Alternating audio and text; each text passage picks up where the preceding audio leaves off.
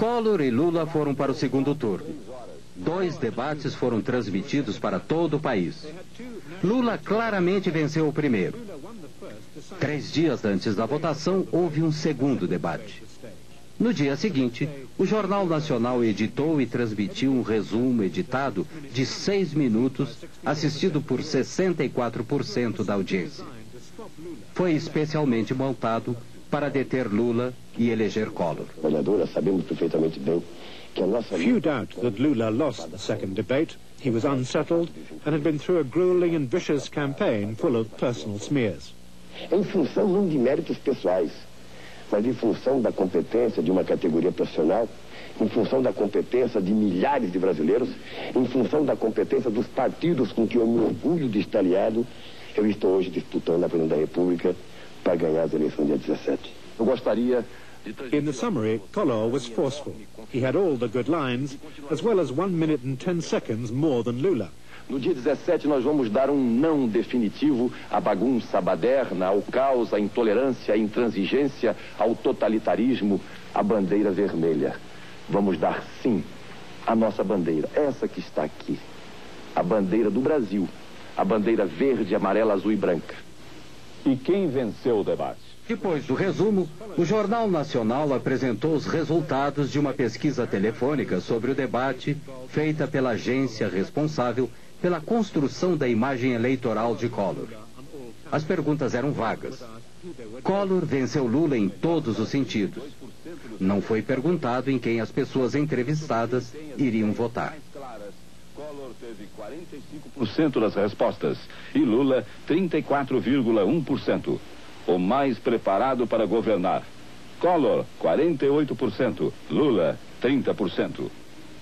Nosso trabalho como profissionais da televisão foi e continuará sendo o que fez a televisão nesses 2 debates. Manterá aberto esse canal de 2 mãos entre o eleito e os eleitores para que melhor se exerça a democracia. No mesmo dia, mais cedo, a Globo havia transmitido um resumo diferente no jornal Hoje. O jornalista Pinheiro supervisionou a edição. O cerne da questão é esse. Entre a edição do jornal Hoje, na hora do almoço, e a edição do jornal da tarde, o resumo do debate foi alterado pelo Alberico Souza Cruz e pelo Ronald Carvalho.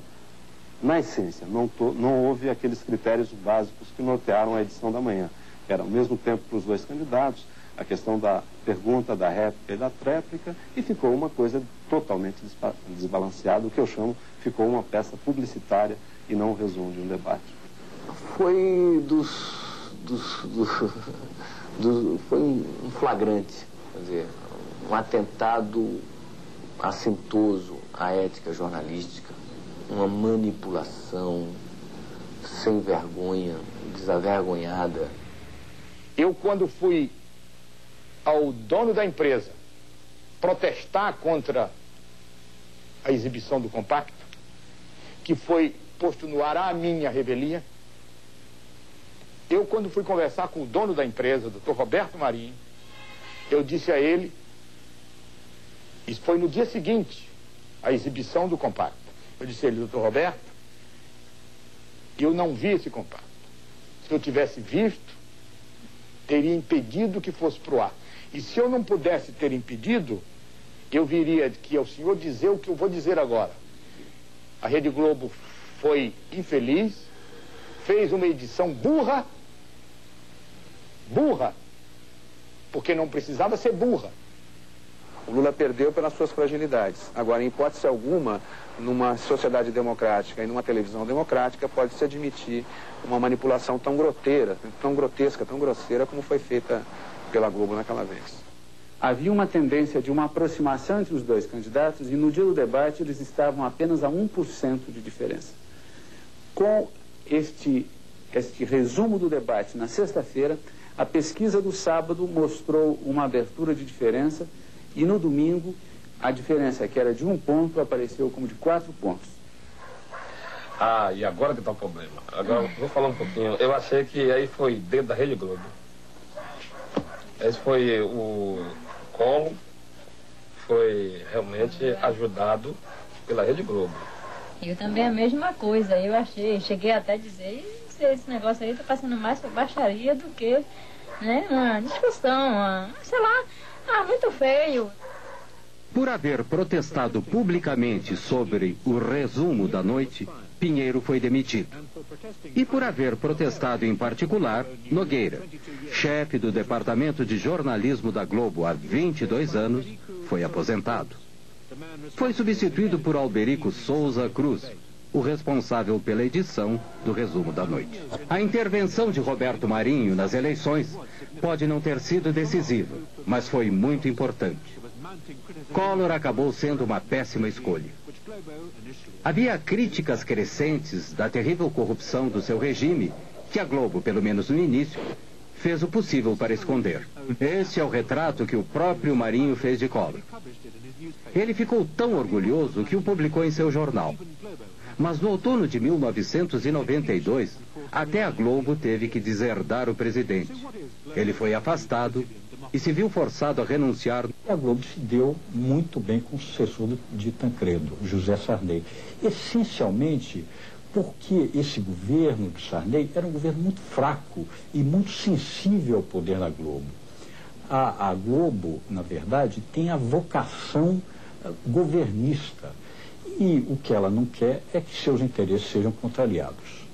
O fato de aparecer, por exemplo, em qualquer programa da Globo, esporadicamente, possibilita a própria reeleição de um deputado ou de um senador. O fato de não aparecer, e o Roberto Marinho tem poderes, veja bem, para impedir que qualquer um apareça em outros meios de comunicação. Democracia pressupõe a liberdade de comunicação, a liberdade de expressão. E não haverá liberdade de expressão se os meios de comunicação não forem democratizados. Se você tem um instrumento de comunicação que por dia ele fala com 60 a 70 milhões de pessoas e o controle das mensagens é feito apenas por uma equipe ordenada ideologicamente por um senhor, né? Eu penso que aí está descaracterizada qualquer possibilidade de democracia. TV Globo's cameras have shown Brazil to the Brazilians for over 30 years of immense political and social change. Globo e você, tudo a ver. Can Globo present a common view of this history? O que a Globo fez para retratar a história recente do Brasil é muito pouco, mas a Globo fez, no ano passado, uma novela ou uma minissérie chamada Anos Rebeldes, que procurava retratar aquele período mais sensível da contestação dos jovens, das guerrilhas urbanas, da contestação ao regime militar. Evidentemente, nessa retratação desse regime, ela não colocou o papel que ela própria tinha desempenhado durante o regime militar, como uma espécie de porta-voz oficiosa ou quase oficial dos donos do poder. Esta foi a terrível realidade do regime militar. Em 1990, uma enorme sepultura coletiva secreta, do início dos anos 70, foi descoberta em um cemitério de São Paulo. Havia mais de 1000 corpos. Entre os restos de alguns corpos já identificados, há o de uma jovem envolvida na luta armada contra os militares. Seus pais haviam procurado seu corpo durante 18 anos. Segundo seu pai, ela foi violentada com cacetete e seus seios foram mutilados antes de ser assassinada. A Globo começou a dominar a televisão no Brasil durante a ditadura militar. Manteve o silêncio sobre as verdades daquele regime. Agora está começando a falar mais. Mas será que a Globo e Roberto Marinho podem realmente se libertar dessa herança? Ou será que o Brasil deveria libertar-se da dominação da Globo?